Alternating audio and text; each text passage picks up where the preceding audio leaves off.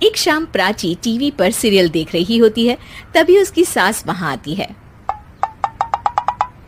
अरे सीरियल में तो ऐसे मग्न है जैसे आज रात का खाना पड़ोसी आकर बनाएंगे। मुझे पता ही नहीं था आपने अपने बेटे की शादी पड़ोस में भी की हुई है। हैं? मतलब? मतलब इस घर में सारा काम बहू ही करती है, आप तो सिर्फ खर्राटे मारती हैं। अच्छा जी, फिलहाल तो तुम आराम फरमा रही हो, चलो जाओ, ये मेरे टीवी देखने का समय है। आहा, इसीलिए मुझे भगाया जा रहा है। सॉरी, अब तो बिल्कुल नहीं जाऊंगी। प्राची की इस बात पर दोनों सास बहू के बीच टीवी रिमोट के पीछे बच्चों जैसे छीना झपटी शुरू हो जाती है, जिसके बीच श्लोक भी काम से घर वापस आ जाता है। आज मेरी चूहे बिल्ली की जोड़ी किस बात पर झगड़ रही है? अरे तेरे बीवी मुझे टीवी ही नहीं देखने दे रही। अरे तुम्हारी मम्मी मुझे खाना बनाने के लिए फोर्स कर रही है। अरे वाह, ऐसे बेतुके रीजन पर तो बच्चे भी झगड़ा नहीं करते। अरे मुझे कुछ मत बोल, सब इसने ही शुरू किया है। हाँ हाँ, जैसे आप तो बहुत दूध की धूली है ना। अरे बस, दोनों चुप। प्राची जाओ, खाने की तैयारी करो। और माँ तुम छोड़ो, तुम्हें क्या बोलूं, शांति से अपना सीरियल देखो, मुझे दोबारा लड़ने की आवाज सुनाई नहीं देनी चाहिए। ऐसा बोलकर श्लोक वहां से चला जाता है, जिसके पीछे पीछे प्राची भी कुछ न कुछ बड़बड़ाते हुए रसोई में चली जाती है। हाँ हाँ, सासू जी को तो कुछ बोलेंगे ही नहीं, बस मुझ पर ही हुक्म चलता है, खाना बनाओ, जैसे मैं इनके घर में खाना बनाने के लिए आई हूँ। इसी तरह शाम बीतती है और रात को श्लोक और प्राची की सास खाना खाकर सोने चले जाते हैं, लेकिन प्राची गुस्से में कुछ खाए बिना काम में ही लगी रहती है। इस घर में किसी को घंटा फिक्र नहीं पड़ता, मैं खाऊं या भूखी रहूं।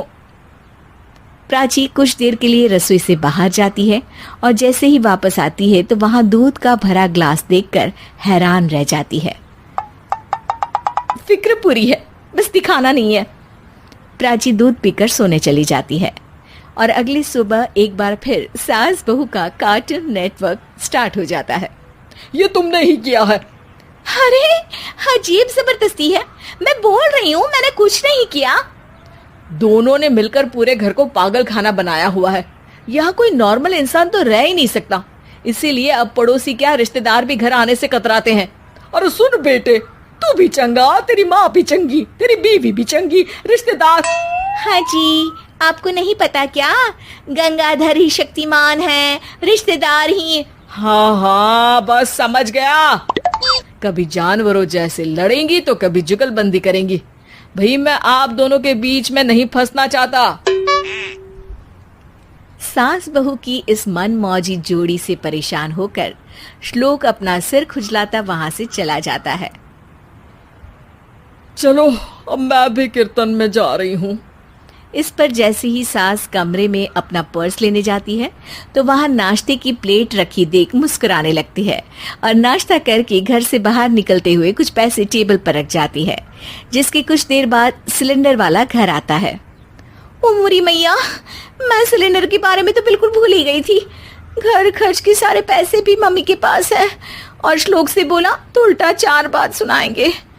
प्राची ये सोच ही रही होती है कि अचानक उसका चेहरा चमक उठता है और वो घर में आकर इधर उधर देखने लगती है। तभी उसकी नजर टेबल पर रखे पैसों पर पड़ती है, जिन्हें वो सिलेंडर वाले को दे देती है। ये सब श्लोक देख लेता है। अच्छा बेटे, इतना बड़ा घोटाला, सबके सामने मैं तेरी दुश्मन और पीठ पीछे तेरी मेरी यारी। इस पर श्लोक एक प्लान बनाता है और शाम को सब एक साथ बैठे होने पर बोलने लगता है। माँ, तुम दोनों की बहुत लड़ाई होती है, इसलिए मैं सोच रहा हूँ कि प्राची को उसके घर छोड़ाऊं, इससे वो भी खुश रहेगी और तुम भी। अचानक श्लोक की ये बात सुनकर सास बहू शौक से उसकी तरफ देखती हैं। अरे ऐसे कैसे घर छोड़ाओगे, मुझे कहीं नहीं जाना।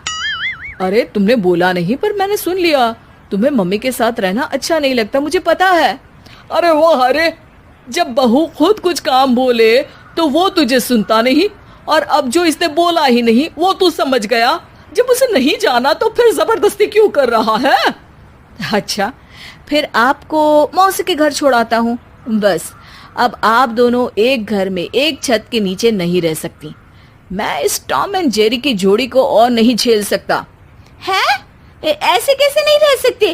तुम्हें इतनी दिक्कत है तो तुम्हारा बोरिया बिस्तर पैक कर देती हूँ, लेकिन मम्मी जी कहीं नहीं जाएंगी। बिल्कुल यही सुनना था मुझे।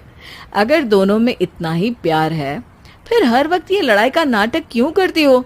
देखा मैंने कैसे माँ किचन में दूध रखती है और तुम उनके लिए कमरे में नाश्ता रखती हो, और कैसे वो पहले ही तुम्हारी दिक्कत समझकर घर में पैसे रखकर बाहर जाती है। अरे भाई, इतना ड्रामा तो डेली सोप में भी नहीं होता जितना तुम दोनों ने इस घर में फैलाया हुआ है। तू हमें टॉम एंड जेरी बोलता है ना, तो याद कर वो दोनों भी एक दूसरे को बाहर वालों की बुरी नजर से बचाने के लिए हमेशा सबके सामने लड़ते थे, लेकिन अकेले में दिक्कत के समय मदद भी तो करते थे। बस हमारा रिश्ता भी कुछ ऐसा ही है। और वैसे भी अगर सास बहू में तू मैं नहीं होती तो दुनिया वालों को कहानियां कैसे मिलेंगी?